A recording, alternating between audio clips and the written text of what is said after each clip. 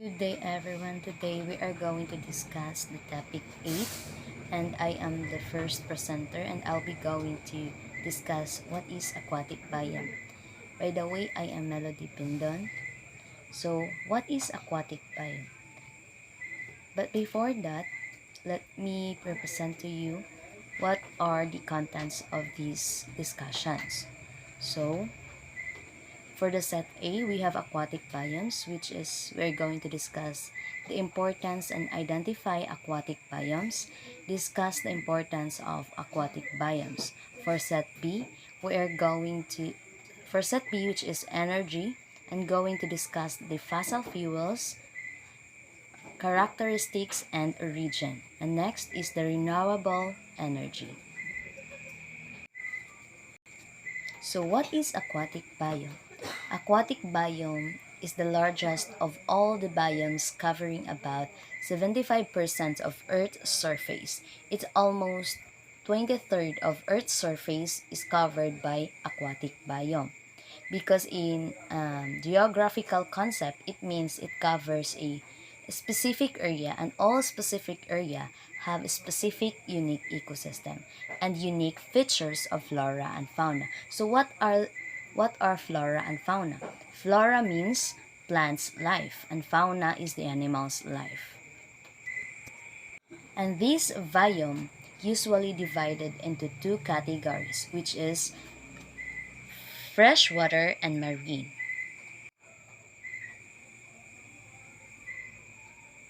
So, typically, freshwater habitats are less than 1%. So that it means freshwater ecosystems that are in their freshwater biomes, making it in particular on land, and marine that is on the ocean. So marine life, however, has to be adapted to living in a habitat with a high concentration of salt. And freshwater habitats includes ponds, lakes, rivers, and streams, while marine habitats includes the oceans and salty seas. So now, let's going to discuss what are the characteristics of aquatic biome. First, we have salinity, refers to how much salt is found in a body of water and determines which species can survive, and usability for drinking. Next is depth, influences how much sunlight can penetrate and reach plants below the surface for photosynthesis. And the third one is flow, which determines plants and organisms can survive, how much oxygen can dissolve into water. So it also going to determine how much dissolved oxygen will be found in the water, because rivers and streams and rapidly moving bodies and water allow for better mixing of air and water, which leaves some more dissolved oxygen in the water. Next, the last one is temperature. It is more important because warmer water holds less dissolved oxygen, so it can support organisms. And therefore, the less aquatic life it can generally support, and that's because organisms in the water, especially animals, are going to require a lot of oxygen from the water, so needs to have dissolved in order to support the animals. Next is we have the freshwater biome. So freshwater biome, it is a naturally occurring water on earth. And the water of ice, there's an example is the water of ice sheets, ice, caps, glaciers, icebergs, bogs, ponds, streams, rivers, and groundwater are called are part of a freshwater. So, and the freshwater also is a low concentration. As I have said earlier, it is 1% salt and other dissolved solid particles. And one of the examples of freshwater biome is the Lake Baikal. As you can see in the picture, Lake Baikal is the largest freshwater lake by volume in the world, containing 22 to 23% of the world's fresh water. Plants and algae are important components of fresh water.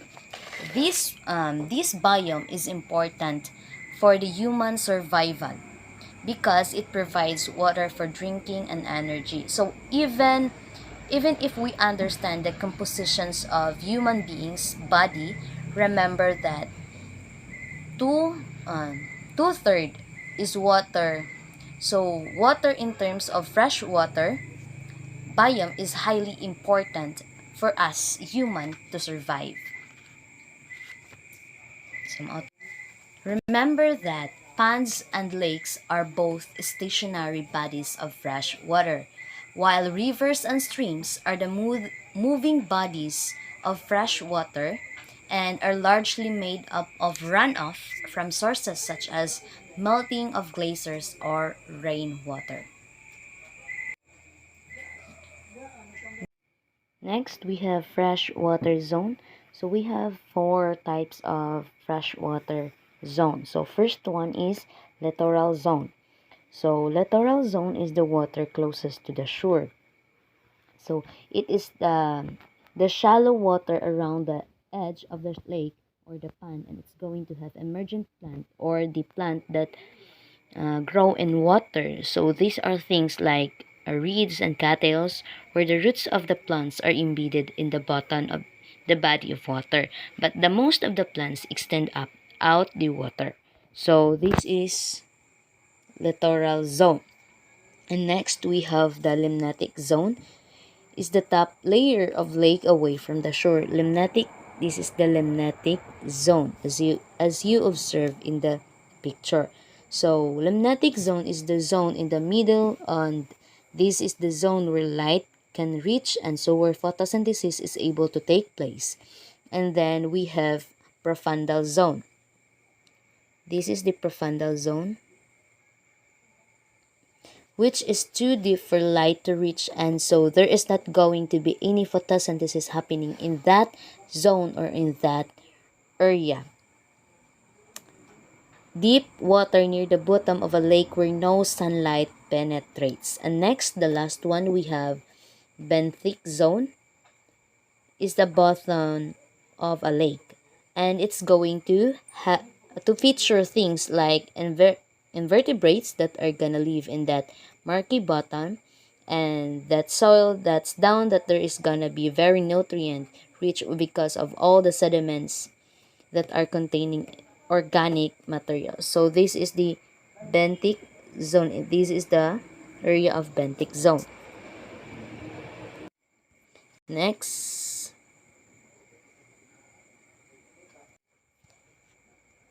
we have the freshwater wetlands biome. So a wetland is a land area that is with saturated water, either or seasonally, permanently, such that characteristic it takes on a distinct ecosystem. So freshwater wetlands are areas where the soil is submerged with water for at least part of the year, but it's still shallow enough for emerged plants. Remember that plants that have their roots in the soil, but that extend up and out of the surface of the water. So freshwater wetlands are ecosystem that is affected by the permanent or of temporary rising of a body water and its overflowing onto normally dry land. So many times what happens recharges there in this season when it is monsoon. In terms of Indian context, if you see there are many wetlands which are seasonally mature, which happen to rise because of the inclusion of water from the surrounding river, but there again it's dries up. So that is one of a kind of feature that it has. Now it plays an important role also in regulation of water flows, and water quality. And also, it importance and it also important, as we know, because of the habitation of fauna and flora that provides refuge for fauna during droughts. And also, it has types which are all types that can be found in this area or places are the amphibians like frogs, toads, salamanders, etc. are found in these freshwater um, freshwater wetlands biome. And also the marsh, bog, fen, swamp, mire, slough, and briar pothole are different types of freshwater wetlands. Good day everyone. So this time let's talk about the marine biomes. So marine biomes covers 3/4 of the Earth's surface. So all organisms that live in marine biome must be adapted to the salt in water. So marine biome includes oceans, coral reefs, and estuaries. But first, let us talk about the oceans.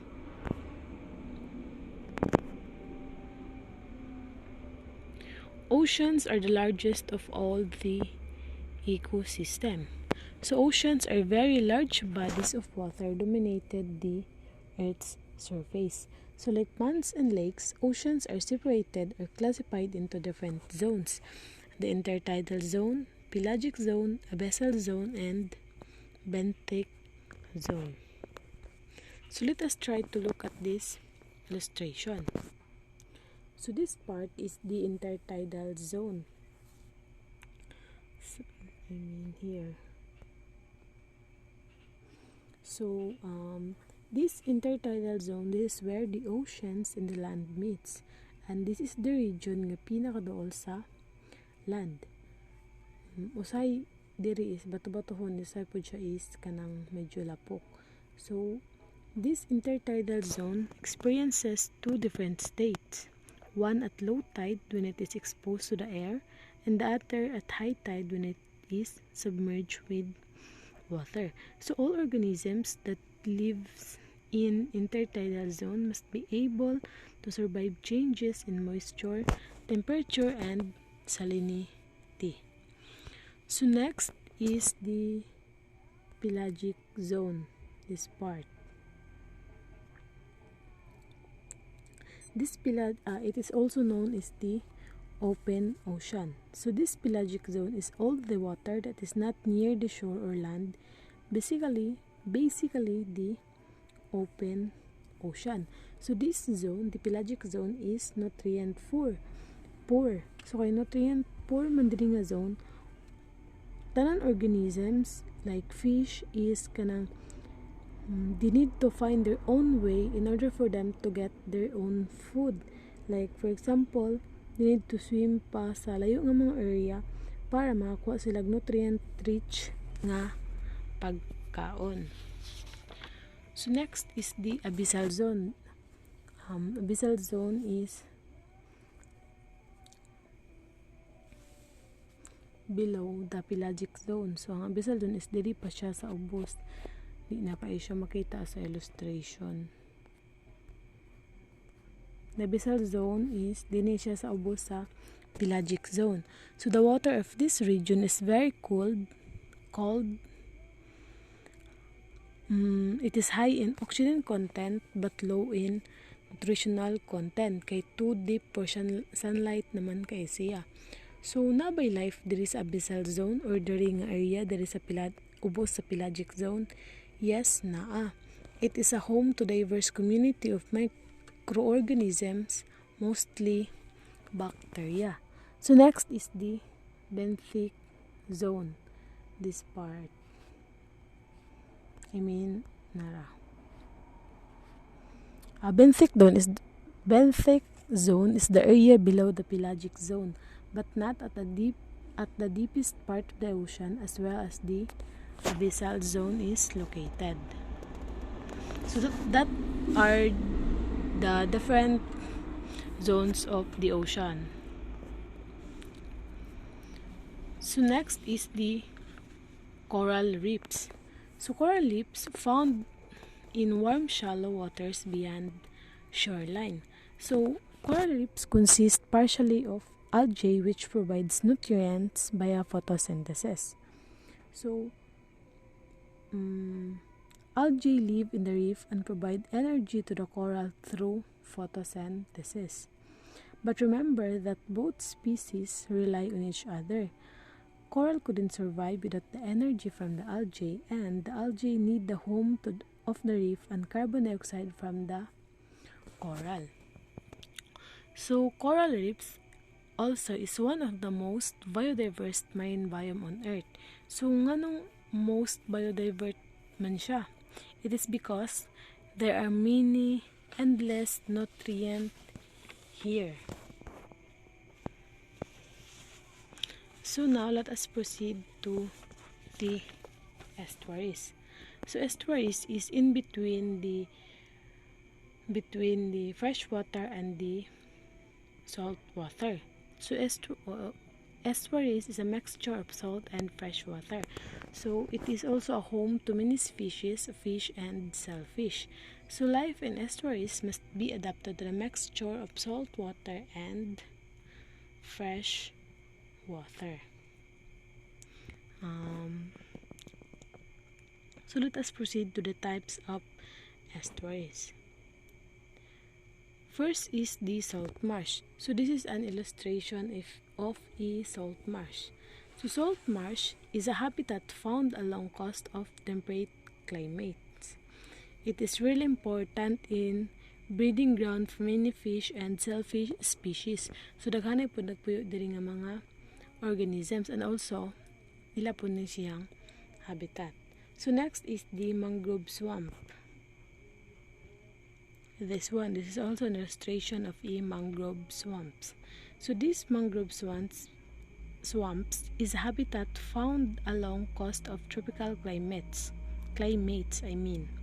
So it's gonna be warmer and rainier. So kani siya is characterized by trees, stealth roots and stubs. So kani yung mga roots diri sa mangrove swamps is really key to a habitat. They are gonna be stabilized to shoreline and anchored the shoreline place and protect the from storm surges, high winds. So kaning mga roots is also a home to many of the species. Kibali diri sila magpuyo, diri sila mag-hatch, diri sila mangitlog, and then diri sila mo daghan. So that's all. Thank you. Good afternoon, everyone. I am Luzelle Marple Dapan, and today I am going to discuss about the importance of aquatic biomes. So aquatic biomes are probably the most important of all the biomes. Their medium, water, is a major natural resource. So water is the basis of life. It supports life, and without water, then there would be no life. So freshwater biomes are very important because they provide us water for drinking and watercraft for irrigation. So example ani is sa palayan. Ang mga farmer is gagamit ani, gakuha siya tubig sa mga kanal or sa mga sapa. To. Next is the world's ocean have an even greater effect on global climate than forests do. Water has a high capacity for heat. And because the earth is mostly covered with water, the temperature of the atmosphere will keep fairly constant and able to support life. So next, take a deep breath right now and think about it. You breathe because you need oxygen, a gas which makes up 21% of the Earth's atmosphere. All that oxygen has to come from somewhere. You might already know that it comes from photosynthetic organisms like plants, but did you know that most of the oxygen you breathe comes from organisms in the ocean? That's right. So More than half of the oxygen you breathe comes from marine photosynthesizers like phytoplankton and seaweed. Kaya si phytoplankton na siya tulo ka type si bacteria, protist, and single-celled plants. Na siya common species si cyanobacteria, diatom, dinoflagellate, green algae, and coccolithophore. They play a huge role in the oceanic food chain and life on Earth. So marine, si phytoplankton siya ang main producer and serves as food for everything from tiny animals like zooplankton to giant whale. Kaunon ni zooplankton ang phytoplankton, kaunon po dayon ni whale or pati ang mga small fishes si zooplankton. Next is plankton also plays a vital role in the end of food web as decomposers in the form of bacteria, fungi, and worms that break down and consume dead plants and animal material that falls through the water column as a marine snow.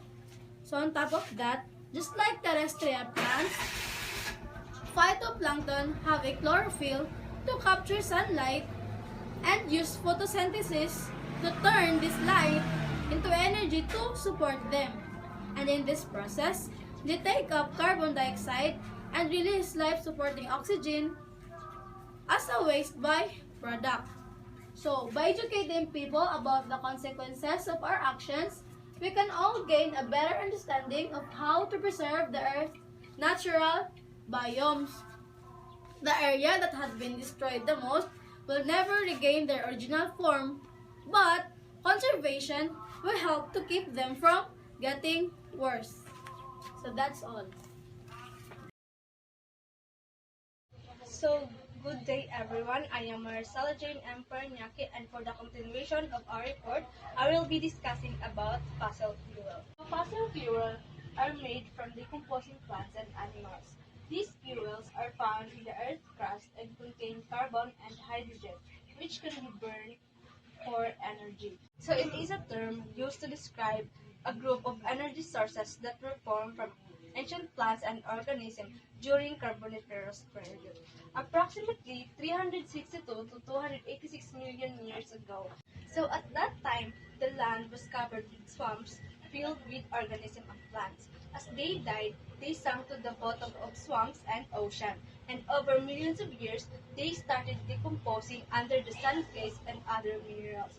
And the different types of fossil fuel form depending on the combination of organic matter, temperature, time, pressure condition while decomposing. So there are three major types of fossil fuels. We have coal, oil, and natural gas. So first is coal.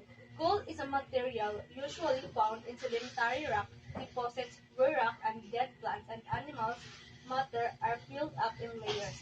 More than 50% of a piece of coal's weight must be from fossilized plants. So coal was also formed from fern plants and trees which hardened due to pressure and heat. Next is the oil.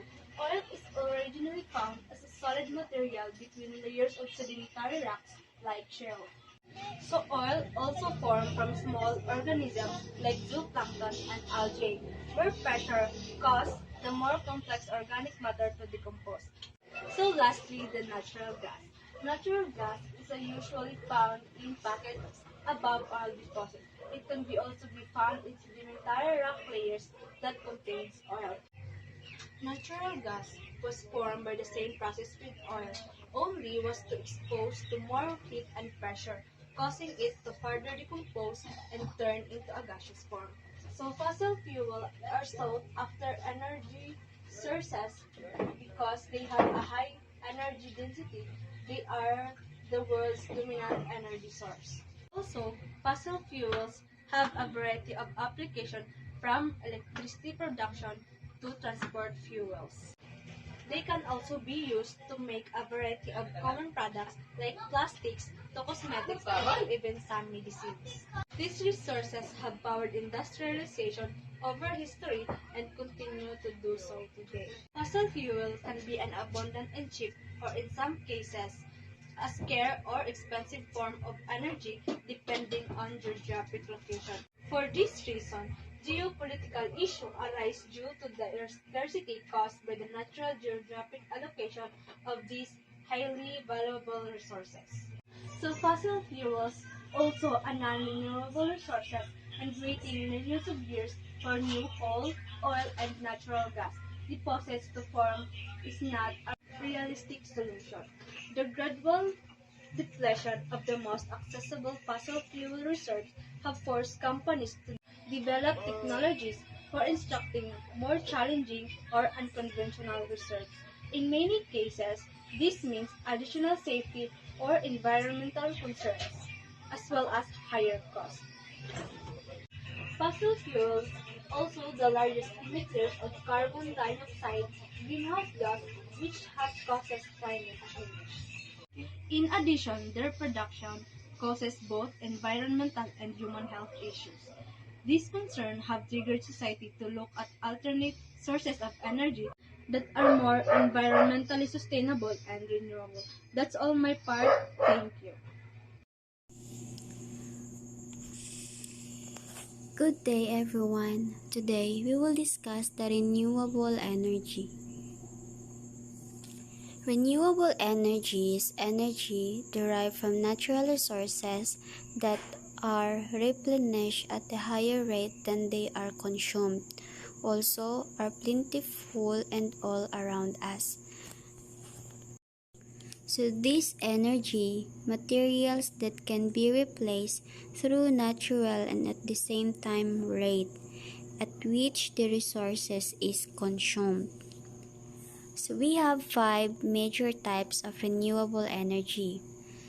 These are the solar energy, wind energy, geothermal energy, hydroelectrical energy, lastly is the biomass energy. So we will discuss first the solar energy. Solar energy is the most abundant of all resources and can even be harnessed in cloudy weather.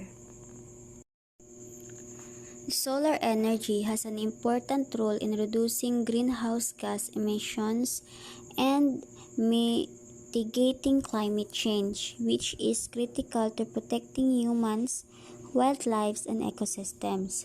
So, ang solar energy radiation mula sa araw na may kakayahang gumawa ng init at nagdudulot ng mga kimikal na reaksyon o makabuo ng kuryente. At dahil dito, ang solar technologies convert sunlight into electrical energy either through a photovoltaic or PV panels or through mirrors that can concentrate solar radiation.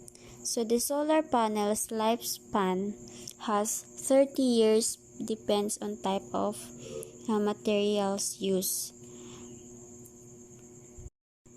So the solar energy example is the Badla Solar Park in India. It is the largest solar farm in the world. It is installed capacity of 2,245 megawatts or the 1 million watts.